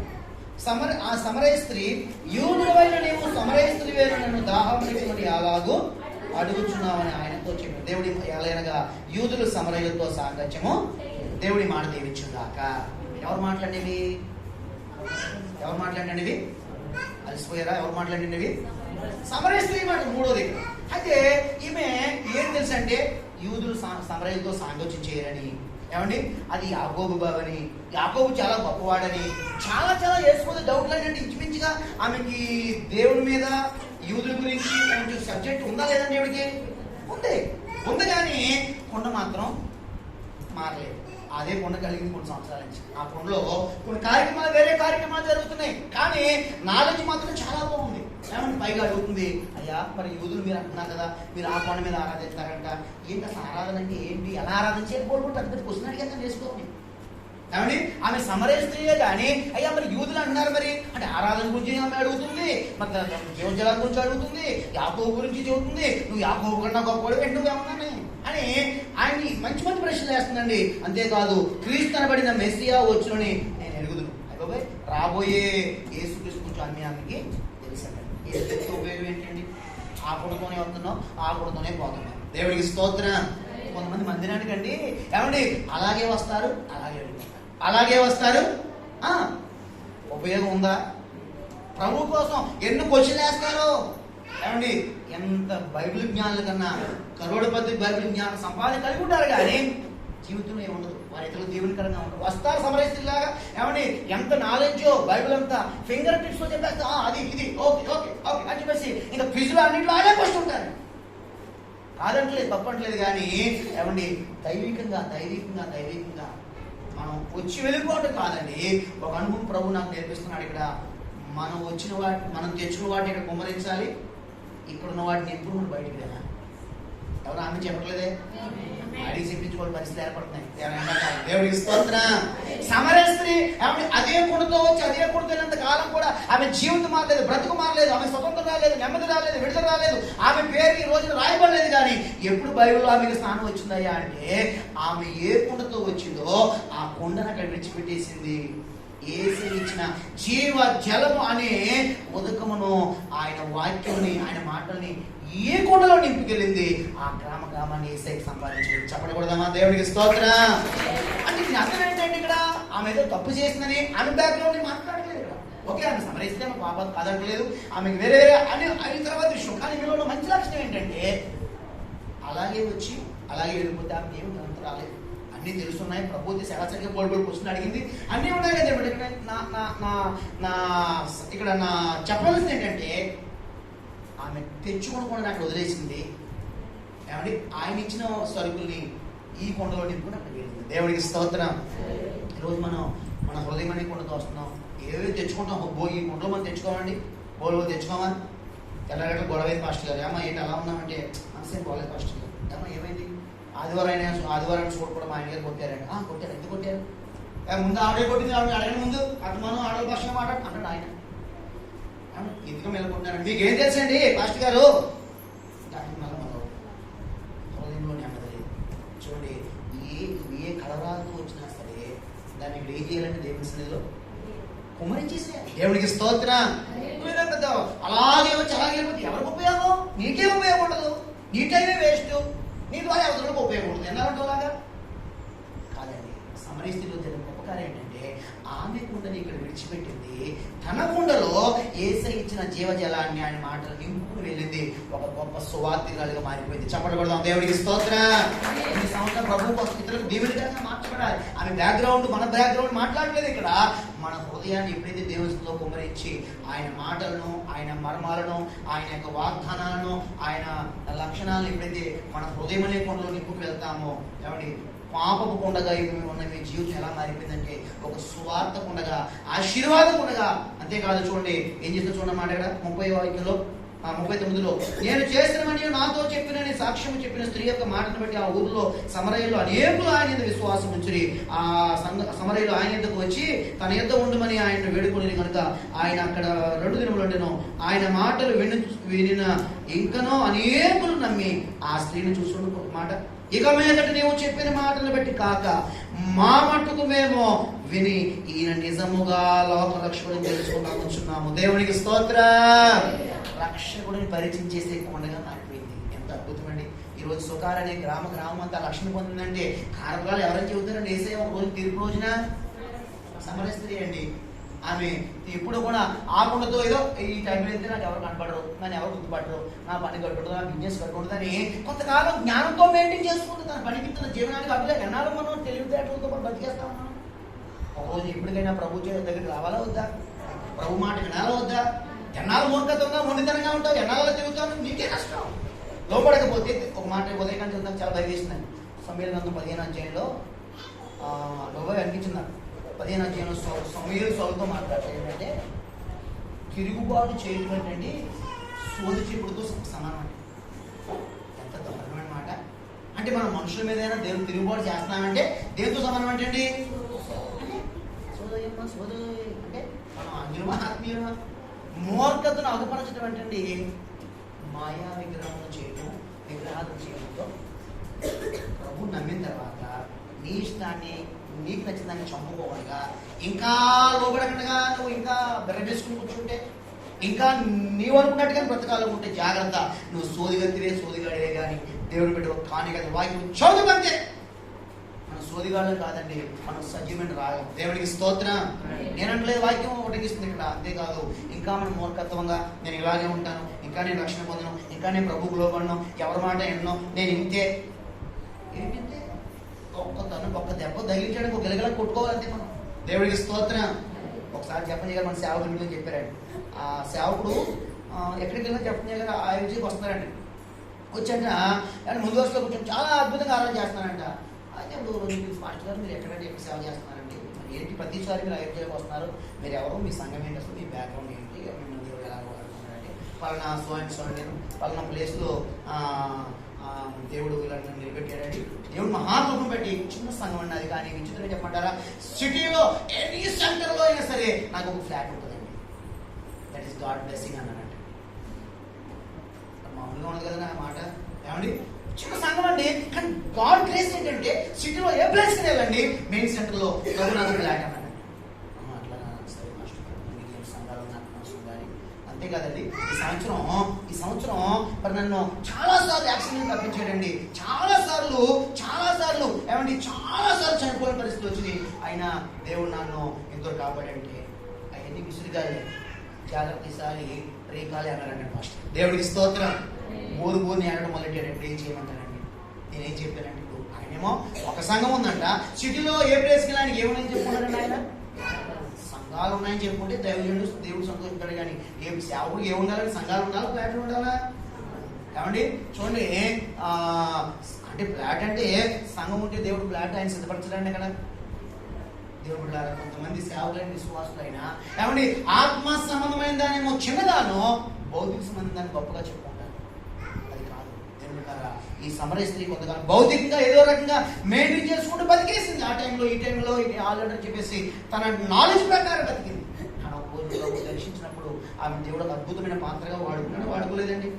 ఎన్నాళ్ళు ముందుతనంగా ఉంటావు, ఎన్నాళ్ళు వంకర వేషాలు వేస్తావు, ఎన్నాళ్ళు నీ తిరుగుతో బ్రతికేస్తావు. కుదరదు. ఆ రోజు ఆటలు పప్పులు ఉడకు. ఇక్కడ ఒక రోజు ఎప్పటికైనా ప్రభు దగ్గర రావాల్సిందే, ఆయన జీవజాలతో నింపబడాల్సిందే, ఆయన వాక్యం ఉదక స్నానం చేయాల్సిందే, ఆయన పనిముట్టుగా నువ్వు మారాల్సిందే. చెప్పడం వల్ల దేవుడికి స్తోత్రం. అంటే కొద్ది రోజులైనా సరే ఈ సమరయ స్త్రీ వలె పుణ్యాత్మైన మనం బ్రతికి పుణ్యాత్మని రక్షించి ఒక సువార్త కొండగా మారిపోతుంది గాక. ఎంతమంది పుణ్యాత్మను రక్షించి సంఘాన్ని నడిపించి సువార్త కొండగా మారాలని మీరు ఇష్టపడుతున్నారు? ఏమండి చేతులు ఎక్కమన్నా నేను పుణ్యాత్మను రక్షించి సువార్త కొండగా మేము మారాలని దేవుడు మీ యొక్క ఆశను తీర్చి ఆ విధంగా మిమ్మల్ని దర్శించి దీవించి వర్ధులు వాడుకుని గాక. కాబట్టి మళ్ళా మాట చెబుతున్నాను. ఒకటి, విషమ పరిస్థితులు విడుదల పొందాలంటే మన హృదయం అనే కుండలు ఏముండాలంటే విరిగిన హృదయం అనే పిండి మనం కలిగి ఉండాలి. దేవుడికి స్తోత్రం. మన చుట్టూ అపవాది, మన చుట్టూ, మన పెరట్లో, మన ఈదేపున, మన దొడ్డేపున నలుదిశలా మన సాక్ష్యాన్ని పాడు చేస్తున్న ఆ వాడి యొక్క గర్జన మనం బంధించాలంటే ఆత్మతో నింపబడినటువంటి, అభిషేకంతో నింపబడినటువంటి, కలుపు మూసుకున్నటువంటి ఏకాంత రూపాంతర కుటుంబ ప్రార్థన మనకి ఎంత అయినా అవసరం. అప్పుడే మనం నిలబడి ముందుకు ధైర్యంగా వెళ్ళగలుగుతాం. రెండవది. మూడవది ఏంటంటే మన తెలివితో, మన జ్ఞానంతో, మన టెక్నాలజీతో బ్రతికేస్తామేమో సమరయ స్త్రీ. కానీ ఇప్పటికైనా సరే మన కుండల్ని మన హృదయాన్ని ఇక్కడ కుమరించి యేసయ్య ఇచ్చే వాడితో మన హృదయాన్ని నింపుకొని సువార్త కొండలుగా మారిపోదుము గాక. ఆఖరి మాట న్యాయాధిపతి గ్రంథంలో, ఇది ఆత్మాభిషేకం మాట, ఇది న్యాయాధిపతి గ్రంథంలో ఒక చక్కటి మాట ఉందండి. కాబట్టి ఈరోజు మన హృదయం అనే పనులు ఎలా ఉన్నాయి, మనం ఎలా ఉండగలుగుతున్నాం? పిండిని తయారు చేసుకోగలుగుతున్నామా? ఆత్మతో నింపబడి కలుపు మూయబడి అనుభవాలతో ప్రార్థన చేస్తూ మన ముందున్న గలిబిల్ని మనం గద్దించగలిగి అనేకుల కోసం నిలబడగలుగుతున్నామా? స్వార్థ కొండలుగా మరి యొక్క సమరయ స్త్రీలు మనం మార్చబడి కొన్ని ఆత్మలను ప్రభుత్వం నడిపించి ఆయన ఆకలిని తీర్చుదము గాక. న్యాయాధిపతి గ్రంథం ముగింపు మాటగా 7వ అధ్యాయంలో, న్యాయాధిపతి 7వ అధ్యాయంలో ఒక చక్కటి మాట ఉందండి. 19వ వాక్యం, 7:19లో అట్లి నడు దొరికిందమ్మా. న్యాయాధిపతి 7:19లో అట్లు నడిజాము మొదటి కావలి వారు ఉంచబడగానే గిద్యోనును అతనితో కొన్న 100 మంది దండుపాలెము కొట్టకొనకు పోయి బోరలను ఊది తమ చేతుల్లో ఉన్న కొండలను పగలగొట్టి, అట్లు ఆ 3 గుంపుల వారు బోరలను ఊదుచు కొండలను పగలగొట్టి ఎడమ చేతుల్లో ఉన్న దివిటీలను కుడి చేతుల్లో ఊదుటకు బోరలను పట్టుకుని యెహోవా ఖడ్గము గిద్యోను ఖడ్గమని కేకలు వేసి వారిలో ప్రతివాడు తన చోటున దండు చుట్టూ నిలిచుండగా ఆ దండు వారందరినూ పరిగెత్తు కేకలు వేస్తూ పారిపోయారు. దేవునికి మహిమ కలుగును గాక. గిద్యోను గానుగ చాటున భయపడిపోయి, అయ్యో దేవా మాకు ఈ పరిస్థితి ఎందుకు వస్తుంది, ఏడుస్తూ భయపడుతున్నాడు. పరాక్రమంగా వైపు గలాజుడారా, నిన్నే వాడుకుంటా, నిన్నే ఈ మిద్యాను చేతిలో విడిపించడానికి, ఇజ్రాయెల్ చేతిలో ఇద్దరు ప్రజలను విడిపించడానికి, మిద్యాను చేతిలో నుంచి మీ ప్రజలు విడిపించడానికి గిద్యోనా నిన్నే వాడుకుంటా అంటే పోలు చెప్పుకోవచ్చు. ఆయన చదవదా, నాకు తెలుసు కదా, నేను వాడుకునేవాడిని, నేను ఎందుకు భయపడతాను, కొన్ని సూచనలు అడిగాడు. ఓకే రాజు చెప్పేసిన తర్వాత ఇప్పుడు చెరువు దగ్గరికి 32,000 మంది ఉన్నారు. ఈ 32,000 మందితో 1,00,000 మంది మీదకి వెళ్దాం అనుకున్నాడు గిద్యోను. అవసరం లేదు అని చెప్పేసి మోకాళ్ళ మీద ఎవరైతే నీళ్ళు మరి చెరువులోకి దింపండి, మోకాళ్ళ మీద ఎవరైతే నీళ్ళు తాగుతున్నప్పుడు కుక్కలాగా ఏమండి అలా నాలుగుతో గతకాలంట. ఏమండి మోకాళ్ళ మీద ఉండి చెరువులో ఏం చేయాలంటే నీళ్ళు తాగాలి. అలా మోకాళ్ళ మీద కుక్క గతికినట్టుగా నాలుగుతో నీళ్లు తాగుతూ ఉన్నప్పుడు ఎవరైతే కృంగకండగా మోకాళ్ళ మీద నిలబడి నీళ్ళు తాగారో వారు మాత్రం యుద్ధానికి ఓకే. మిగతా వాళ్ళు మోకాళ్ళ మీద ఉండలేని వాళ్ళు కానీ నీళ్లు తగ్గలేని వాళ్ళు కానీ ఉన్నారనుకున్న అందరూ ఎక్కడికి ఇంటికి వెళ్ళిపోవచ్చు. అలా 32,000 మందిలో 31,700 మంది ఇంటికి వెళ్ళిపోయారు. అంటే మోకాళ్ళ మీద వాళ్ళ నీళ్ళు తాగితే ఏమైపోయారంటండి, పూలు చెరువులో పడిపోయారు. 300 మంది మాత్రమే మిగిలారు. అరే ఆ 1,00,000 మందితో 300 మంది ఏం చేయిస్తానంటే లేదు, ఇదిగో నేను ప్లాన్ ఇస్తున్నాను, ఈ 300 మంది నీకు చాలు, ఈ 300 మంది తీసుకెళ్ళమని గిద్యోనుకి ఇచ్చాడు. దేవుడికి స్తోత్రం. ఆ 300 మంది ఏమైనా తెలుసా అండి, 3 గుంపులుగా చేశాడు. 100 చేసి వారి ఎడమ చేతులకి ఏమి ఇచ్చాడండి, దివిటీలు ఇచ్చాడు. చూడండి, ఎడమ చేతులతో ఏముందంటే ఎడమ చేతుల్లో దివిటీలు పట్టుకున్నారు, కుడి చేతుల్లో ఊదుడికి ఏం పట్టుకున్నారంటండి, బోర్లు. అయితే ఎడమ చేతిలో ఉన్న దివిటీల్ని ఏమంటే బయట కనబడినట్లు ఏం పెట్టారంటండి, దానిపైన కుండ పెట్టి ఆ కుండలో మరి ఈ దివిటీ పట్టుకుని ఆరిపోకుండా జాగ్రత్తగా, మరి ఎలా పట్టినారో మనకు తెలియదు, కుండలో ఏం పెట్టారంటండి దివిటీలు ఉన్నాయి. ఎడమ చేతితో అవి పట్టుకున్నారు ఆ కుండ దివిటీలు, కుడి చేతితో బోర్లు పట్టుకుని ఏమండి ప్లాన్ ప్రకారం 3 గుంపుల వారు 3 చోట్లకి వెళ్ళి ఆ మూవన ఆ యొక్క బోర్ల మూది అంటండి ఒకేసారి కుండలను బదులు కొట్టినప్పుడు అంటండి శక్తులు ఆకస్మికంగా 1,00,000 మంది మెడతల దండలో ఉన్నారండి. వాళ్ళు ఏం చేయలేకపోయారు. ఒకటి అరిసారు ఇక్కడ, ఇది యెహోవా ఖడ్గము, యెహోవా ఖడ్గము చదవలేదప్పుడు లేదా, ఇది యెహోవా ఖడ్గము గిద్యోను ఖడ్గము అని చెప్పి కేకలు వేసి ఒక్కరు కూడా వదలకుండా అందరినీ చంపి పడేశారండి. దేవుడికి మహిమ కలుగునుగాక. 4వ మాట ఈ కొండకి ఇది ఏంటో తెలుసా అండి. ఒకటి ఏం కొండ తెలుసుకుందాం. మొదట విరిగిన హృదయం అనే పిండి మనలో ఉంటే ఎన్ని విషమ పరిస్థితులైనా మన హృదయం నుంచి దేవుడు బయటికి దొర్లించిన గాక. ఆమె రెండోది ఏంటండి, రెండో కొండ ఏంటది, సరే ఒకసారి లేచి ఆరాధించి మళ్ళీ పొద్దున్న చెప్పుకుందాం వాక్యం. నిద్ర వచ్చేస్తుంది చాలా మందికి, ఊగిపోతాయి బళ్ళని. దేవుడికి స్తోత్రం. రేపు ఉదయకాలం అదే అనుకున్నాం, అయ్యాలి 8కి ఒకరు రాలేదండి, 8 నిమిషాలకి ఇద్దరు వచ్చారు. అన్నీ మేమే చేసుకున్నాం. శరణ్య వచ్చింది 7:30కి వెళ్ళిపోవాలి ఏమండి. అయితే ఇక తెల్లగలు పెట్టేద్దాం ఆరాధన శుభ్రంగా మీకు ఎలుగు చెప్పాలంత రోజంతా ఎంజాయ్ చేయొచ్చు మీరు ఏమండి. దేవుడికి స్తోత్రం. హల్లెలూయా. 3వది ఏంటంటే అక్కడ ఏమండి నూనెకుండలో ఏముందండి అక్కడ, ఏం కావాలని చెప్పి చెప్పినంత ఉదయం ఎదుగు కూడా చదవని ఏమండి. ఈ మనకి ఏగా అభిషేకం ఉన్నది, విశ్వాసంగా ఏ అనుభవం కలిగి ఉండాలంటాడు మనం, తలుపు వేసి ప్రార్థించి అనుభవం కలిగి ఉందము గాక. 3వది సువార్త కొండలుగా మార్చబడదుము గాక. 4వది ఆత్మాభిషేకంతో ఆరాధించే అనుభవంలోనికి మనం వచ్చిందము గాక. మనం ఆత్మతో సత్యంతో ఆరాధించేంత కాలం మనం ఎదుగుదల ఉండదండి. మన శత్రువులు జయించలేదు. ఇక్కడ ఈ 300 మంది ఏం చేశారంటే కొండ దివిటీల్ని ఏం చేశారంటే అండి ఎడమ చేతిలో ఉన్న దివిటీలు కొండలు బదులు కొట్టి ఒకేసారి వెలుగు చూపించారు. ఈ బోర్లు ఊదుతూ గంభీరంగా ఊదుతూ ఏమండి ఈ బోర్లను చూపిస్తూ ఊదుతూ బోర్లను ఆర్భాటంగా కేకలు వేశారంట. శత్రువు అదిరిపోయారంటే అందరూ దొరికేస్తే లక్షల మందిని ఈ 300 మంది పరిగెత్తి తరిమేశారంట. దేవుడికి మహిమ కలుగును గాక. ఏంటి ఆర్భాటం? ఆత్మసమైన ఆర్భాటం, పరిశుద్ధాత్మ ఆరాధన కూడా ఈ విధంగా ఒక చేతితో బోరనగా ఏమండి మన స్వరం ఎత్తి ఎలుగెత్తి మరి అగ్నిఅభిషేకం కలిగి ఎప్పుడైతే మనము ప్రభుని హృదయపూర్వక ఆరాధన చేస్తామో శత్రు శాసనం తరిమి కొట్టి వాడికి శాసనం లేకుండా చేయడము గాక. దేవుడి మాటలు దీవించును గాక. లేచి నిలబడదము గాక. నోరు తెచ్చి ప్రార్థించదము గాక. హల్లెలూయా హల్లెలూయా. స్తోత్రం స్తోత్రం. ప్రభు వాక్యం ద్వారా మనతో మాట్లాడినాం. అందులో లేచి మీరు ప్రార్థన చేసుకుని ముగించుకోబోతున్నాం. ప్రభు మీకు స్తోత్రాలు. అవును ప్రభు, విషమ పరిస్థితుల్లో మీరు నిలబడలేకపోతున్నాం అయ్యా. పరిస్థితులు బట్టి నాయన, కరువు నాయన అయ్యా, ఎన్నో బరువులు నాయన, అరువులు నాయన, మా బరువులు పోతూ ఉన్నాయి. ఒక పక్క నాయన ఎన్నో పొరపాట్లు జరుగుతూ ఉన్నాయి. ఇదిగో నాయన నీ సమక్షంలో మేము రాగలిగితే, నీ దగ్గర మేము కూర్చోగలిగితే నాయన అందులో మనం కూడా ఇంతవరకు ప్రభు మాట్లాడాడు గంట సేపు మీతో, కనీసం 5 నిమిషాలు మనం మాట్లాడాలి వద్దండి మర్యాద కోసం.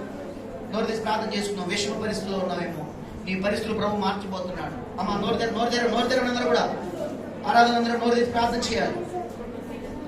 ఏ కుండగా మనం ఉన్నాం, ఏ కుండగా బయటికి వెళ్ళాలనుకుంటున్నాం, ఇంకా విషమ కుండగానే ఉందామా, ఇంకా తినక మానేవారంగా ఆకలితోనే వెళ్ళిపోదామా, కరువులోనే ఉందామా, దేవుడి కార్యాలతో నింపబడదామా, హల్లెలూయా, జబ్బుతోనే ఉందామా, జబ్బును జయించి ఏ భేదం లేని వరకు, ఏ తేడా లేని వరకు సంతోషంగా ముందుకు సాగుదామా. ప్రభా ఈ విరిగిన హృదయం అనే పిండి మాకు దయచేయండి. మేము తయారు చేసిన అనుభవం నాయన, మా మనసు విరగట్లేదు, మా మనసు కొన్ని విరక్తి రావట్లేదు నాయన, క్షమించండి అయ్యా. మనసు మాకు దయచేయండి. Thank you lord. ప్రభా నాయన మాకు ఆరాధన ఉన్నది, మాకు విశ్వాసం ఉన్నది కానీ నాయన కలుపు మూసుకుని ప్రార్థించడము లేక నాయన శత్రువు బయట ఎన్నో రకాలుగా మిమ్మల్ని కొడుకు నాటికి బానిసం చేయాలని వాడు ఎన్నో పేరాపలు పేలుతా ఉన్నాడయ్యా. వీధిలో మా సాక్ష్యం పాడు చేస్తా ఉన్నాడయ్యా. మా పాత పాపాలని జ్ఞాపకం చేయడానికి నా ఏదో చేయాలనుకుంటున్నాడు నాయన. మీరు క్షమించిన వాడు క్షమించకుండా, మీరు మా పాప రుణాన్ని తీర్చిన వాడు తీర్చకుండా నాయన ఎన్నో విధాలుగా మిమ్మల్ని ఈదులో వీళ్ళు లాగాలనుకుంటున్నాడు అయ్యా. అయ్యా మనం తలుపు మూయలేక నాయన వాడిని జయించలేకపోతున్నాం ప్రభా. తలుపు మూసి ఏకాంతంగా నాయన అభిషేకంతో ఉన్న ప్రార్థన మేము చేయగలగాలయ్యా. మేము బ్రతకాలి నాయన, మేము బందీ గృహంలోకి వెళ్ళిపోకూడదు నాయన, మా బిడ్డలు అపవాదిలోకి వెళ్ళిపోకూడదు నాయన. ఇప్పుడు ఎన్నో కోల్పోయాం, ఇప్పటికి ఎన్నో పోగొట్టుకున్నాం నాయన, ఇప్పటికి ఆధిక్యతలు పోగొట్టుకున్నాం నాయన, గొప్ప గొప్ప వారిని కోల్పోయాం నాయన, గొప్ప గొప్ప ఆధిక్యతలు మేము కోల్పోయాం నాయన. మిగిలిన 2 చేతులు వాటిని కూడా మేము పోగొట్టుకోకూడదు నాయన. ఇవే మాకున్నాయి ప్రభా. ఈ మిగిలిన కొద్ది వాటినైనా, ఈ మిగిలిన స్వాస్థ్యాలైనా, ఈ మిగిలిన బహుమానాలైనా మేము కాపాడుకోవాలని అబ్బా మాకు సహాయం చేయండి అయ్యా. మా తెలివి చేత, మా జ్ఞానం చేత మేము తప్పించుకుని ప్రభా, మనుషులను తప్పించుకుని, ప్రజలను తప్పించుకుని మేము బ్రతుకు తెరుగు కోసం ఏదేదో టెక్నాలజీ బ్రతకడం కాదు కానీ ప్రభా, రోజున సమరయ స్త్రీలు నీ బిడ్డలుగా మారిపోవాలయ్యా. ఎంత వారు గౌరవపాపని క్షమించే దేవుడు అయ్యా, ఎంత రోగంతో ఉన్న వారిని విడిపించే దేవుడు అయ్యా, ఎంత బలహీనతలో ఉన్న వారినైనా నువ్వు నిలబెట్టే దేవుడు అయ్యా, సమస్యల వారికి బలం ఇచ్చే దేవుడు అని నాయన అయ్యా. తనకి ఎంతో నాయన జ్ఞానం ఉన్నది నాయన, అన్ని తెలిసిన బిడ్డే కానీ ప్రభా తను చేస్తున్న ఆ పాపపు కొండ ద్వారా నాయన దగ్గరికి రాలేకపోయింది నాయన. మీరు ఆమె దగ్గరికి వెళ్ళగలిగారయ్యా, ఆమెను తెరవగలిగారు, ఆమెలో ఒలకపోయించారు నాయన, నీ మాటలు నింపగలిగారు ప్రభు. ఒకవేళ మాలో ఇంకా మేము ఒలకపోయట్లేదేమో నాయన, మీ సన్నిధిలో కుమ్మరించలేని చేత కావటం లేదేమో నాయన, మేము ఎలా వచ్చి అలాగే వెళ్ళిపోతున్నావేమో, ఆ పాత జీవితమే జీవిస్తున్నావేమో, ఇంకా మొదటి జీవితమే జీవిస్తున్నావేమో, రూపాంతరం మాకు లేదేమో తండ్రి. ఆ కుమ్మరించి అనుభవం నాయన, ఒలకపోసి అనుభవం నాయన, మీ సన్నిధిలో ఒప్పుకునే అనుభవం నాయన, పశ్చాత్తాపపడే అనుభవం నాయన, తప్పును దిద్దుకునే అనుభవం మాకు లేదేమో నాయన. ఆ సమరయ స్త్రీ ద్వారా నేర్చుకుని మమ్మల్ని హెచ్చరిస్తున్నారు నాయన. మీ మాటలు మేము నింపుకోవడానికి సహాయం చేయండి, మీ మాటలు మేము నింపుకోవడానికి సహాయం చేయండి. కళ్ళు మూసుకొని నోరు తెరవాలందరూ కూడా హల్లెలూయా. ఆ విధంగా మార్చే ఒక సువార్త గుండెలుగా మారాలయ్యా, సువార్త కేంద్రాలుగా మారాలయ్యా, అనేక ఆత్మలు నడిపించే కేంద్రాలుగా మారిపోవాలయ్యా. మా సాక్షుల ద్వారా, మా మాటలు బట్టి నాయన ఒక్కొక్క మాట ఒక ఆత్మ రావాలని నాయన ప్రభా అయ్యా. ఆ విధంగా మమ్మల్ని మార్చండి నాయన, మమ్మల్ని ఆత్మల సంపాదకులు, ఆత్మల జాలరుగా మార్చండి నాయన. ఆయన శత్రువులు చూసి భయపడటం కాదు, వారి సంఖ్య చూసి భయపడటం కాదు, అయ్యో మాకు దేవుడు తోడై ఉంటే ఎందుకు ఇలా జరుగుతుందని మీ మీద నిందలు వేయటం కాదు నాయన. గిజ్జోని నీ మాటకు లోబడ్డాడయ్యా. ఇదిగో ఏమీ లేదు నాయన, మీ ఎంతగా విస్తారమైన శత్రువులు నాయన, నేల బీటికంత శత్రువులు ఉన్నారంట తండ్రి. 300 మంది బిడ్డలే ప్రభా, కానీ ఇదిగో 2 చేతులు ఉన్నాయి కానీ ప్రభా, ఇదిగో ప్రభా నాయన అభిషేకంతో కూడిన ఆరాధన చేయటం ద్వారా, నేను ఆర్భాటంగా కేకలు వేయటం ద్వారా ముందున్న సమస్యను జయించగలుగుతామని మాకు వల్ల కాని వాటిని మేము ఎదిరించగలుగుతామని ఆయన ఎన్నో విషయాలు మాతో. కాబట్టి ఏ గుండగా మేము ఉన్నాము, ఉదయకాలం మాతో మాట్లాడు, ఆ ప్రకారం జీవించడానికి సహాయం దయచేయండి. వాక్యం మాలో ఫలింప చేయండి. వాటి అనుభవాలతో నన్ను గిజ్జనప్పుడు భయపడ్డాడయ్యా, గానుగు చాటే ఉన్నాడయ్యా. ఎందుకు ఇలా జరిగిందని మీతో ముఖాముఖిగా మొక్క మీద మిమ్మల్ని అడిగాడు, కానీ ఈ రోజు నన్ను ఆయన ధైర్యం తెచ్చుకున్నాడయ్యా. ఈరోజు మా పరిస్థితులు బట్టి ఇంకా ఆ చాటు నుంచి దాక్కునే వారంగా కాదు, కానీ ఆత్మతో నింపబడిన అభిషేకంతో కూడా ఆరాధన చేయడం ద్వారా మేము ఇతరులకి యెహోవా ఖడ్గమని ఇతరులకు బయలుపరచాలి నాయన. గిజ్జోని ఖడ్గమని ప్రజలు మమ్మల్ని గురించి చెప్పుకోవాలయ్యా. మీకు మహిమ రావాలి నాయన. మిమ్మల్ని బట్టి మేము కూడా ఘనత పొందాలంటే నాయన, గిజ్జోని వాళ్ళు ఎక్కడి నుంచి మా పెరికాత్మను వదులుకుని తండ్రి నాయన మీ దగ్గరికి రాగలగటానికి సహాయం ఇచ్చేయండి అయ్యా. మా బిడ్డలు ఆ విధంగా బలపరచండి అయ్యా. ఆ విధంగా నింపండి నాయన, ఆ విధంగా నింపండి నాయన. ఆ విధంగా బిడ్డలు నాయన మౌడు చేయమని ప్రార్థిస్తా ఉన్నాము నాయన. అయ్యా బిడ్డ ఎంతో కలవరాలతో ఉంటున్నారు నాయన, నెమ్మది లేకుండా ఉంటున్నారు, పైకి చెప్పుకోలేక లోపల దాచుకోలేక నాయన మదన పడతా ఉన్నారు. పరిస్థితిని మార్చబోతున్నందుకు స్తోత్రాలు. హల్లెలూయా. ప్రభువా ప్రభువా మీకే మహిమ. మూడు బారిన జీవితాలను చిగురించగలవో నీవు. మూడు బారిన జీవితాలను చిగురింపజేయగలవో నీవు. మధురముగా